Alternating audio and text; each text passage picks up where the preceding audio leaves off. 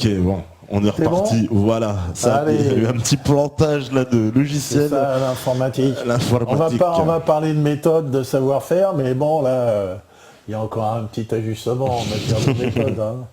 Bon, donc, la dernière fois, j'ai expliqué comment l'homme était indéfectiblement lié aux objets qu'il fabriquait, puisque finalement, l'homme est apparu sur Terre justement en fabriquant des objets. Et donc c'est ce qui a différencié l'hominidé, les premiers hominidés, des animaux, avec l'Homo habilis, qui lui a commencé à casser des pierres et puis à trouver qu'il y avait un tranchant, hein, et puis à découper la viande avec le tranchant du silex. Donc, ce qu'on appelle des choppers, des hachoirs, mais ils n'étaient pas emmanchés, ils étaient seulement utilisés à la main. Puis après, il y a eu l'Homo erectus qui, lui, était un véritable chasseur, qui a réussi à faire des bifaces pointus, à l'emmancher. Et puis, c'était un homme costaud, avec des grandes jambes, et c'est lui qui s'est répandu sur la terre et qui chassait, et les femmes cueillaient. D'ailleurs, les hommes chassaient, les femmes cueillaient, comme il y a encore des tribus en Amazonie ou à Bornéo, où la première division du travail, c'est ça, l'homme chasse parce qu'il est physiquement plus fort, et la femme cueille et fait des enfants. Et c'est pour ça que dans quand il y a les premiers Homo sapiens, qui commence à avoir une représentation du monde, eh bien, c'est la femme qui est figurée. Donc les premières figurations humaines sont toujours des femmes, et ça, c'est resté très longtemps, puisque il était important d'avoir des enfants, c'était la lignée. Hein, on parlera beaucoup de la lignée, de son importance, puisque, en fait, ce qui caractérise l'homme, c'est sa capacité à transmettre des méthodes sur plusieurs générations. Chose que ne font pas les animaux. J'avais pris l'exemple du poulpe ou de la pieuvre. Donc on a pu mesurer ses grandes capacités intellectuelles intrinsèques, hein, mais n'ayant pas la capacité de pouvoir transmettre ses expériences à sa descendance, chaque descendance repart de zéro. Hein. Et nous, si on n'avait pas cette possibilité-là, chaque descendant serait obligé de serait au niveau de casser un caillou et d'utiliser le tranchant. Hein. Et on voit bien que l'homme et les objets qu'il a autour, c'est la même chose. Puisque quand on va caractériser un homme, un hominidé, un Homo erectus, un Homo habilis, un homme de Néandertal, etc., on le caractérise avec son squelette, bien sûr, hein, on va mesurer son cerveau, c'est surtout, on le caractérise avec sa main, la main le préhensible, et puis on le caractérise avec les objets qu'il a autour, les types d'objets, ses bifaces, voilà, est-ce qu'ils sont sophistiqués, pas sophistiqués. Donc j'ai montré la dernière fois que déjà l'Homo sapiens, qui a un cerveau comme nous, hein, et qui est à moins 50 000, 100 000 ans déjà il commence. Hein, bon. Et puis il arrive à figurer des objets extrêmement figuratifs, des sculptures, des peintures qui sont à la fois élégants et à la fois très ressemblants des animaux qu'il y a autour. Donc mon propos est de dire que finalement l'essence de l'homme, c'est la méthode. Alors, la méthode, évidemment, on parlera un peu de Descartes, puisque Descartes a à la fois voulu définir ce que c'est que l'essence de l'homme par le cogito, hein, je pense donc je suis, et donc lui il a défini l'homme du fait qu'il pensait, mais en fait il aurait dû dire j'ai une méthode donc je suis, mais il a quand même dit dans un bouquin qui s'appelle le discours de la méthode, donc c'est vrai qu'il a eu cette intuition que la méthode était inhérente à l'humain. Hein, c'était inhérent, c'était ontologique, pour parler en langage philosophique, cette capacité d'avoir une méthode et de la transmettre. Et donc la dernière partie de l'exposé concernait la transmission des méthodes, c'est-à-dire, en termes généraux, la transmission des connaissances et du savoir. Moi j'appelle méthode parce que j'appelle tout méthode. En fait, on peut tout réduire le savoir à une méthode. Hein, par exemple, le fait que l'homme sache faire un biface avec des silex, bah, c'est une méthode. Voilà. Et que si je veux décrire l'ordinateur que j'ai en face de moi, eh bien je vais décrire la méthode pour le fabriquer. Hein, donc la méthode égale l'objet. Égale l'objet. C'est-à-dire que finalement, il y a une objectivation, ce qu'on appelle objectivation, c'est un grand mot, mais l'objectivation, c'est la présentation publique de la méthode, c'est-à-dire que cette méthode est connue par l'entourage. Hein, l'entourage qu'on appelle en ethnométhodologie le village. Le village, c'est-à-dire là où il y a un groupe d'hommes qui a l'habitude d'échanger, hein, et qu'au bout d'un moment, il y a ces échanges deviennent des échanges quasi intuitifs, sont des échanges subjectifs, où il n'y a plus besoin de tout raconter. Hein. Par exemple, si je te dis bonjour, tu attends que je dise bonjour, ça va. Et si je te dis bonjour, centre commercial, tu vas dire, il y a un truc qui colle pas, quoi, tu vois. Donc, dans la plupart des échanges entre les individus, hein, qui se situent dans un environnement proche, voire clos, les informations qui circulent sont des informations connues de tout le monde. Hein. Et tout le monde est capable de former un village particulier. Par exemple, Meta TV, c'est un village particulier de potes qui font des blagues le 1er avril. Méta-village. Ça bien. Voilà, donc ça, c'est un village. Hein, voilà. Et donc, il y a des codes, des langages à Meta TV qu'il n'y a pas ailleurs. Et que, évidemment, il est intéressant toujours d'étudier ces choses-là et qui passent inaperçues. Ça passe inaperçu. C'est ce qu'on appelle donc de l'implicite et que on peut appeler aussi des allants de soi. Ça va de soi. Hein, si je te dis bonjour, comment ça va en français, ça va de soi, c'est normal. Hein. Si je te dis Guten Morgen, wie geht, bon, c'est en allemand, ça rentre pas dans le village. Ouais. Donc la plupart des choses que nous accomplissons sont des allants de soi, et ces allants de soi sont vraiment des choses acquises, parce que tout ce que nous sortons, c'est acquis. Je parle, j'ai appris à parler.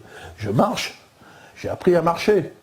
Tu prends un bébé, tu lui apprends pas à marcher, il va marcher à 4 pattes. C'est-à-dire que, et quand je marche, je ne vais pas réfléchir, tiens, je vais mettre un pied là, puis tiens, je vais mettre un pied devant l'autre.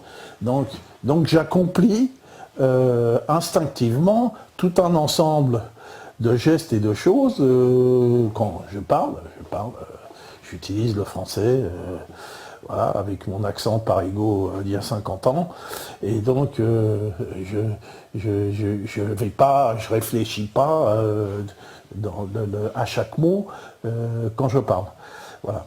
Donc là, on peut estimer qu'une très grosse partie des choses qu'on accomplit sont des choses qui sont des gestes qui sont instinctifs et non réfléchis. En fait, on réfléchit très peu. Hein, on réfléchit très peu et on accomplit les choses instinctivement. Et ça, c'est aussi valide dans la fabrication, dans les méthodes qui permettent de créer des objets. Hein. Donc là, par exemple, on va passer rapidement la vue 110, par exemple, on montre l'évolution de l'architecture. Alors, il est bien évident que dans les méthodes que nous accomplissons, celles-ci ne sont pas venues ex nihilo. C'est que la plupart des méthodes accomplies proviennent du passé.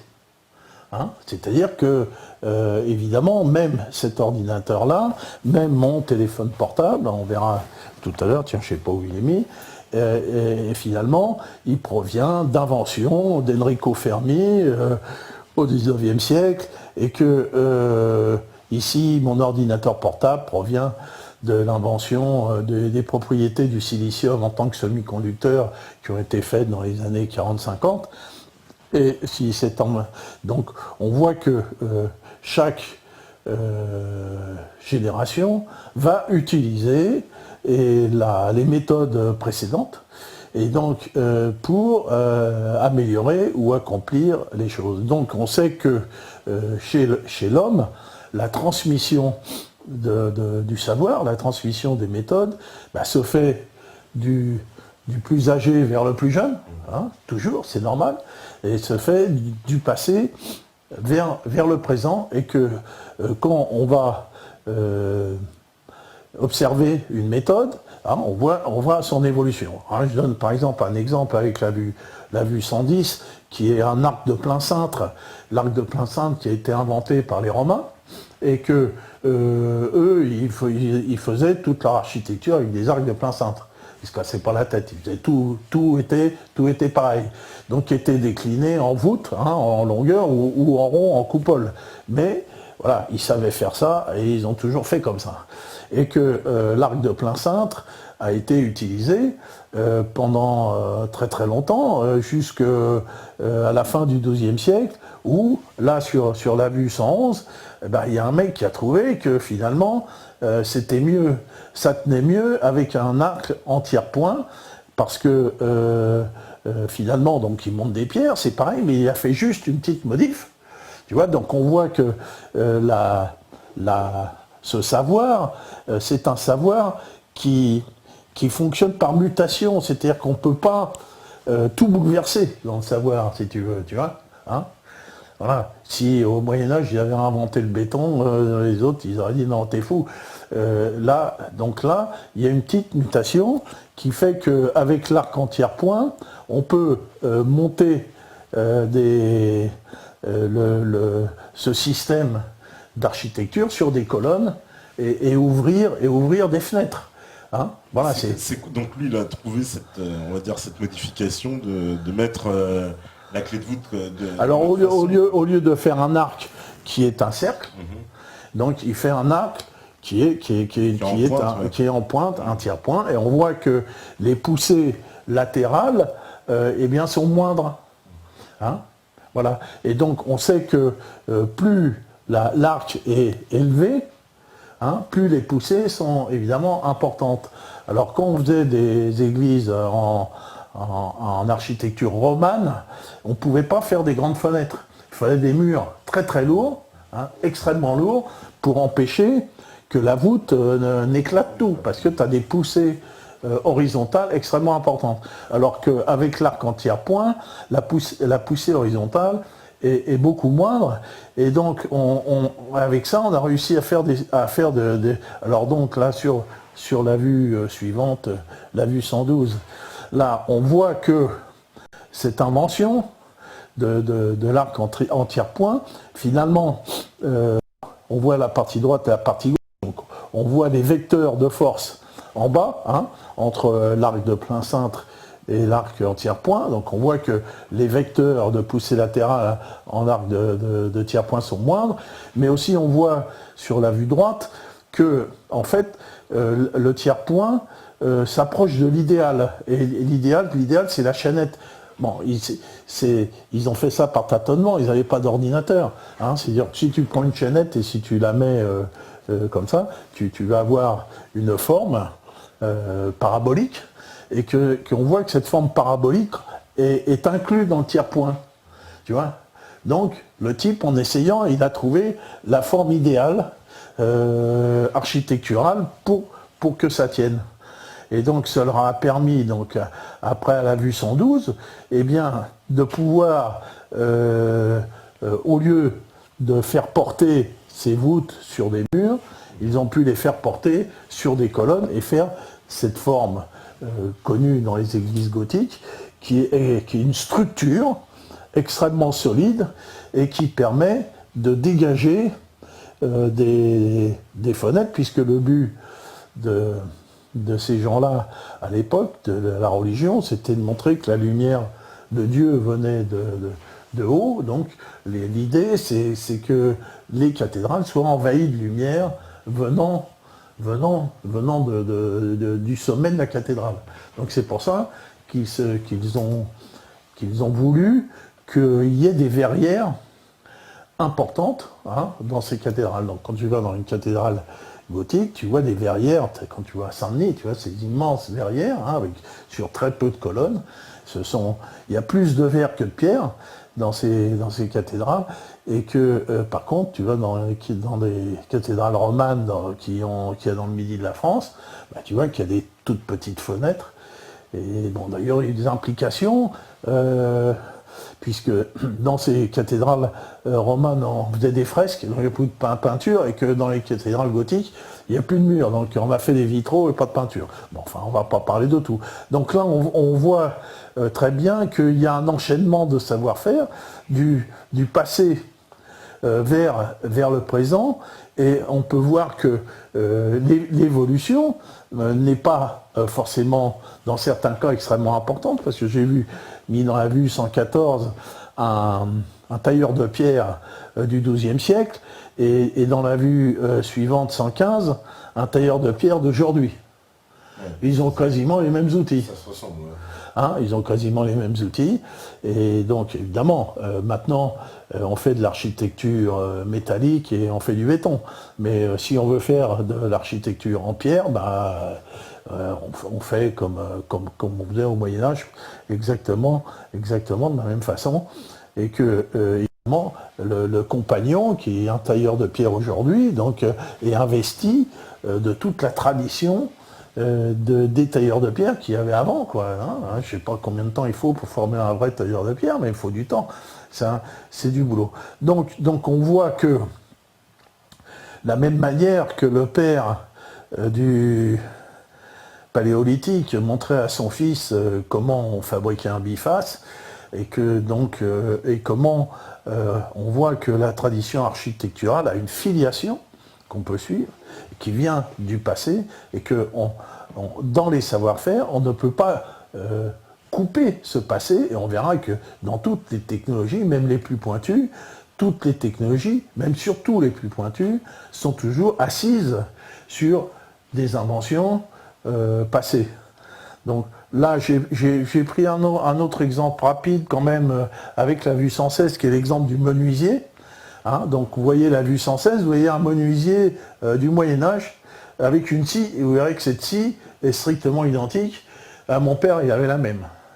Tu vois tu vois cette scie-là, il avait la même, donc la scie n'a pas changé ici, comme mon père pouvait scier un bout de bois, donc exactement de la même façon.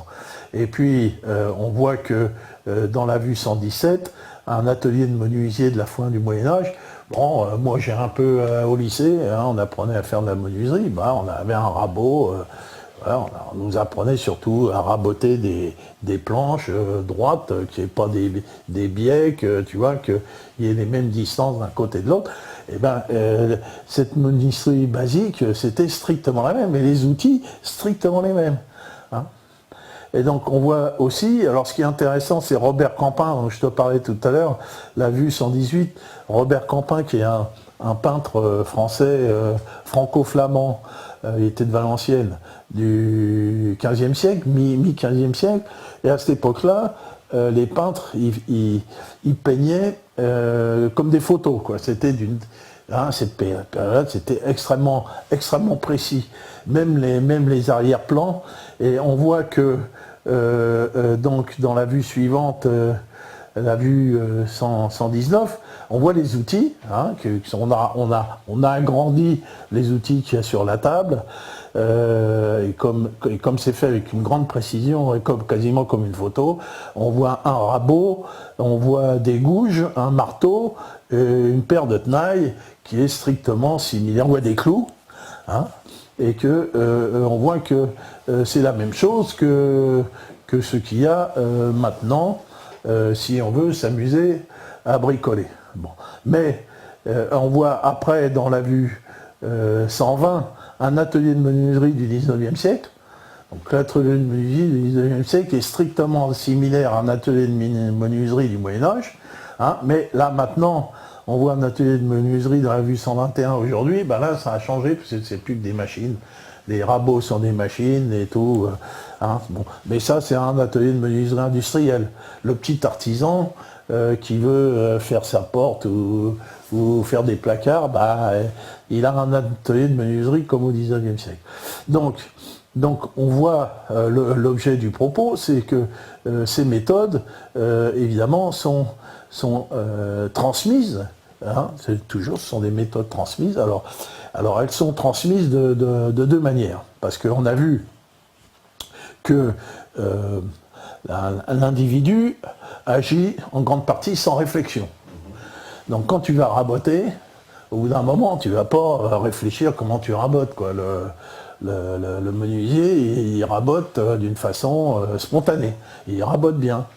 Et donc, il y a effectivement l'apprentissage et l'entraînement. Donc, dans une méthode, il y a une part d'explicite et d'implicite. Je donne un exemple. Tu vas voir ton menuisier, tu lui dis, tiens, fabrique-moi une porte. Alors, tu vas lui dire, fabrique-moi une porte de telle largeur, de telle hauteur et de telle épaisseur. Et lui, le menuisier, il sait comment on fabrique une porte. Tu ne vas pas lui expliquer, tu fais ci, tu fais ça, tu mets un trou là, tu mets un clou là, etc. Non, tu vois. Tu lui dis, tiens, fabrique-moi une porte de telle dimension. Et lui, il va te fabriquer une porte. Donc il y a la partie, il y a l'instruction explicite, hein, et l'autre partie, c'est tout le savoir-faire du menuisier qui, lui, ne va pas réfléchir longtemps pour faire sa porte. Parce que lui, il a été instruit, on lui a appris à être menuisier, donc il fait partie du groupe des menuisiers, donc il sait comment on est menuisier sans réfléchir, et il accomplit ses gestes d'une façon spontanée, la plupart des gestes, en ayant à lui donner qu'une instruction simple.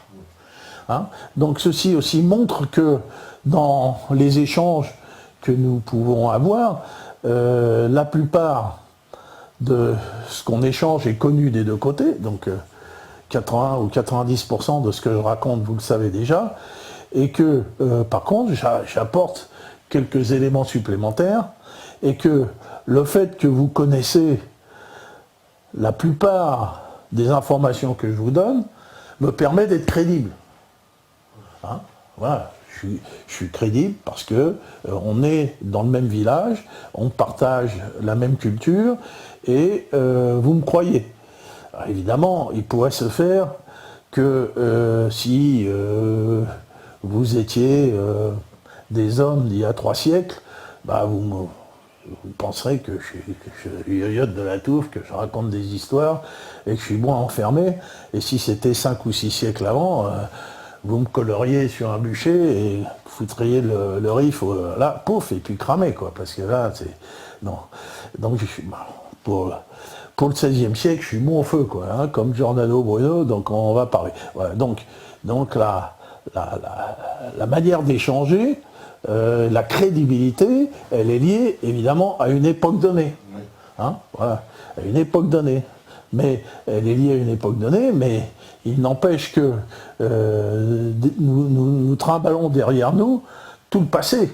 Le passé sur le dos. Hein, et donc, on en reparlera. Donc je redonne encore un autre exemple sur la vue 122, qui est donc l'industrie, la découverte, la première industrie qui n'a pas du 19e siècle, mais du 13e siècle. Et donc, ça, c'est encore des conneries d'histoire. Hein. Bon, la révolution industrielle, c'est fin du XIIe siècle et pas au XIXe siècle. Donc, dans cette révolution industrielle, il y a un moteur. Au XIXe siècle, c'était le moteur à vapeur. XIIe, XIIIe siècle, c'était le moteur hydraulique qui était utilisé jusqu'à il n'y a pas longtemps. Parce que moi, je suis né dans une maison comme ça, où il y avait un moulin. Bon. Donc il y a encore, en moitié du XXe siècle, beaucoup d'ateliers qui fonctionnaient comme ça.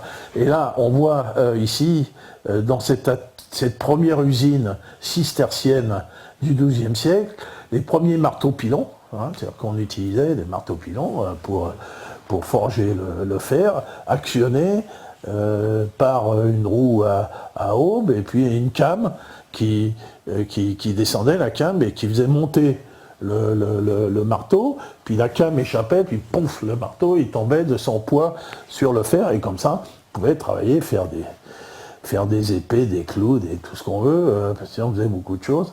Et donc c'était une usine, une véritable usine, où les mecs ils arrivaient, ils étaient salariés, voilà, et puis ils pouvaient faire grève d'ailleurs, s'ils n'étaient pas payés. Et que ensuite, donc on voit par la suite l'évolution du marteau-pilon à vapeur, cette fois-ci dans la vue 124, hein, le marteau-pilon qu'on voit au Creusot. C'est à grande échelle, quoi. Celui-là, il est énorme. Ah, ça, il est énorme, hein. Donc ça c'est l'ère industrielle de la fin du 19e siècle, début du 20e siècle, où en haut on voit un immense piston à vapeur, donc on va remonter par une pression à vapeur le poids du marteau, puis on va le relaisser tomber, c'est de la même chose, et là on va forger des pièces, puisque finalement ces marteaux-pilons ne vont pas seulement servir de marteau comme un marteau, mais peuvent emmener des formes, tu vois, une forme, tu vois, qui va retomber sur le métal chauffé et forger des objets d'un seul coup de marteau. Hein, voilà. Mais s'il n'y aurait pas eu ça, s'il n'y avait pas eu celui d'avant. Celui d'avant, oui. Voilà. Oui, c'est ça la logique. Voilà. Hein, ça ressemble à une tour Eiffel, bizarrement, c'est marrant. Voilà. Alors encore une autre explication, j'aime bien cette explication, c'est Hilard de Nécourt. Alors là on voit les dessins, mais ils ne sont pas évidemment très explicites. Ces dessins, ce n'est pas des dessins techniques, c'est l'invention de la scie automatique. Hein, pour scier des grumes, faire des planches, avec avance de la grume, hein, et automation de la scie verticale. Donc Hilard de Nécourt, à Villard de Nécourt, a inventé ça au XIIIe siècle, et que pendant tout le XIIIe siècle, tout le monde utilisait dans les scieries cette machine, qui a été utilisé jusqu'il n'y a pas longtemps encore. Hein, voilà, dans les Vosges, on a utilisé jusqu'à dans les années 50-60 cette machinerie, animée toujours par un moteur hydraulique, puisque dans les Vosges, évidemment, il y en a beaucoup. Et puis donc là, on voit cette machine encore, hein, qui existe, où on voit le mouvement qui est amené par une manivelle et verticale de la scie, et qu'il y a des crocs qui, à chaque coup d'aller-retour, font avancer un peu la grume. Voilà. Voilà, donc au XIIIe siècle, on faisait comme ça. Donc on voit aussi cette transmission de savoir-faire qui existe, dont nous sommes tous redevables. Si Hilard de Nécourt n'avait pas inventé ça, bon, peut-être qu'un autre l'aurait inventé après, mais au moins ça a été amélioré, utilisé. Une continuité. Et le dernier exemple, c'est la banque. Hein. On voit le fameux 127, le fameux tableau qui est adorable de Quentin Ménécis, qui est le banquier et sa femme. Hein. Voilà, c'est le banquier Médicis, voilà, le fameux tableau. Ouais. Ça, c'est du XVe siècle. Hein.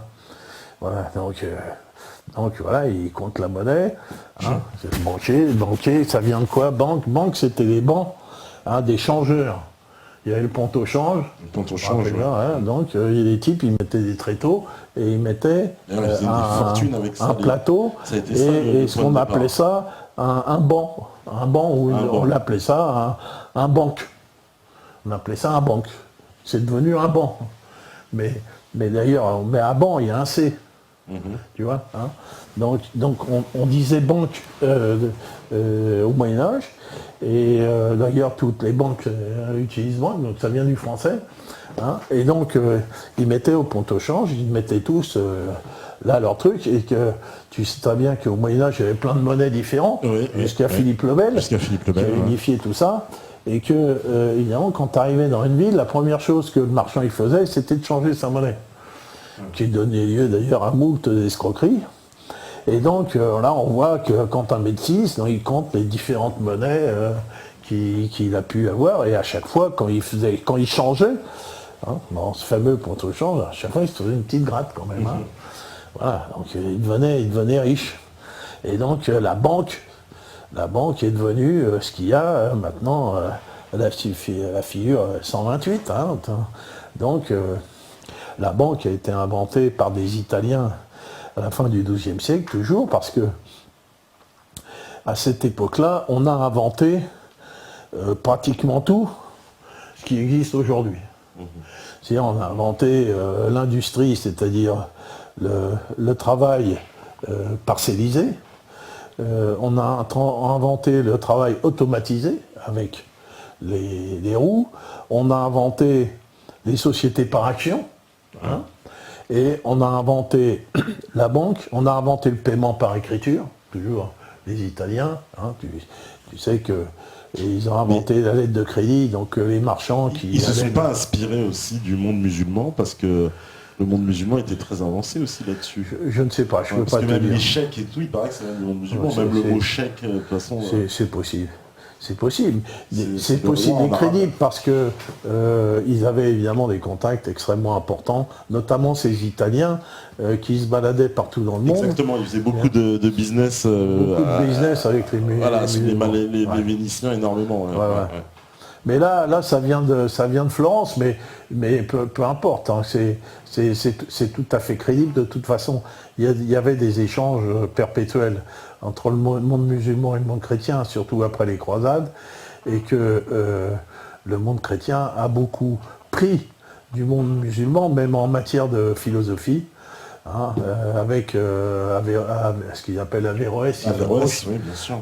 Donc, il y a eu une philosophie musulmano-médiévale qu'on appelait l'avéroïsme, et qui a été interdite d'ailleurs à la fin du XIIIe siècle par l'évêque Étienne Tempier, et qui a interdit de professer cette philosophie qui était professée dans les universités depuis Pierre Abélard.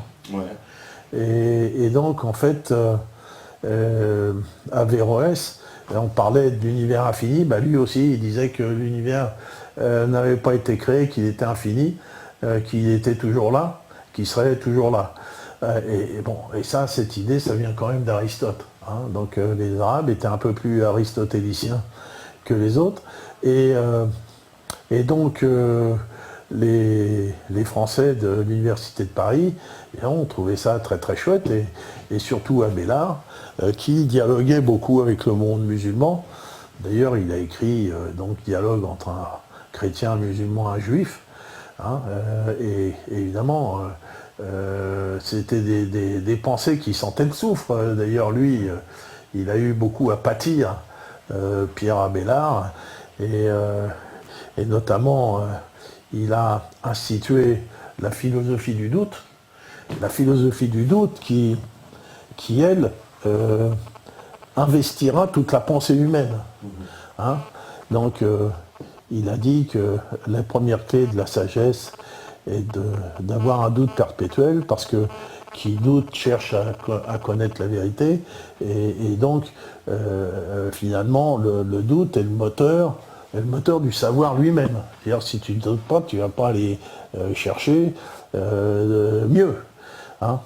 Donc cette philosophie du doute amenée en pleine, enfin au début de l'ère industrielle, hein, du XIIe siècle, et qui aussi permis d'avoir les concepts intellectuels, si tu veux. Hein, parce que on voit qu'il y a un rapport au Moyen-Âge entre ces nouveaux concepts intellectuels de la scolastique et puis l'architecture, et notamment cette architecture extrêmement technique et récurrente parce que aussi, quand tu vas dans une église, tu vois les travées, c'est toujours les mêmes, donc on fait toujours un peu la même chose et on arrive à composer des choses magnifiques de cette manière. Et donc aussi alors justement, parce qu'il y a une transmission de la méthode, mais est-ce qu'il n'y a pas un peu des fois une part d'élitisme un peu dans cette méthode, parce que on sait que les prêtres égyptiens, eux, ils gardaient le savoir pour eux.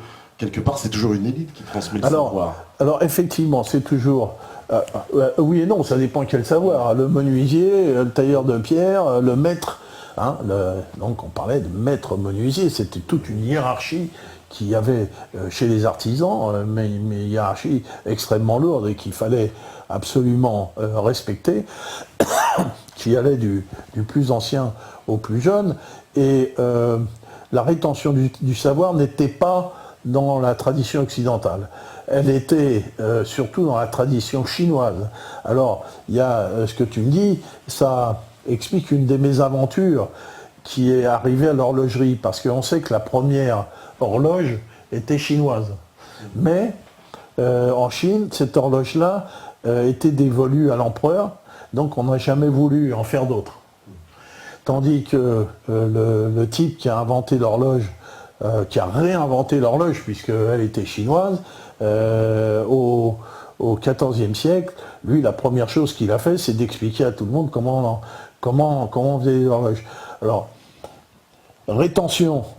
Quand il y a rétention, je ne peux rien dire, parce que la méthode n'a pas été transmise. Alors, il y a peut-être eu des méthodes qui ont été retenues, mais elles ne sont pas objectivées, comme on dit. Elles ne sont pas connues, donc je ne peux rien dire là-dessus. Mais effectivement, c'est probable que certains ont développé des méthodes qui n'ont pas voulu les dévoiler, mais ces méthodes sont mortes, forcément. Donc tout ce qui est notre passé en matière de méthodes sont forcément des méthodes transmises qui n'ont pas été en rétention. Ceci étant dit, quand tu vois l'architecture dite gothique, hein, j'ai horreur de ce mot-là, parce qu'il ne veut rien dire, mais cette architecture avec les arcs en tiers-point, elle a été perdue à la fin du XVe siècle, c'est-à-dire qu'au XVIe siècle, on a recommencé à refaire des arcs romains, et que, évidemment, c'était une technologie extrêmement difficile, et tu sais que au XIVe siècle, il y a eu une peste énorme et que 60% des populations des villes a disparu en Occident, et qu'ensuite il y a eu la guerre de 100 ans, les gens ils avaient d'autres idées en tête que de faire quoi que ce soit. Et donc il y a tout un savoir-faire qui existait au XIIIe siècle et qui a été perdu au XIVe siècle. Moi personnellement, je suis convaincu que le XIIIe siècle, c'était la porte dans la modernité. C'est-à-dire que la modernité, on l'a eu à la fin du XIXe siècle seulement, mais on aurait pu l'avoir beaucoup plus tôt, parce qu'y compris, on avait commencé à étudier le magnétisme, l'électricité et pas mal de choses. On cherchait à faire des moteurs électriques, et que, évidemment, tout ça s'est effondré. Il faut dire que c'est là une civilisation qui s'est effondrée, et que d'autres civilisations avancées, comme la civilisation chinoise, pratiquaient la rétention, comme tu le dis, donc ça ne l'a pas fait évoluer, et que la grande civilisation musulmane, aussi, à un moment où, après les croisades, elle s'est effondrée également. C'est-à-dire que tout le grand savoir-faire musulman, c'est quand même d'avant les croisades. Après, donc, l'Occident est passé devant.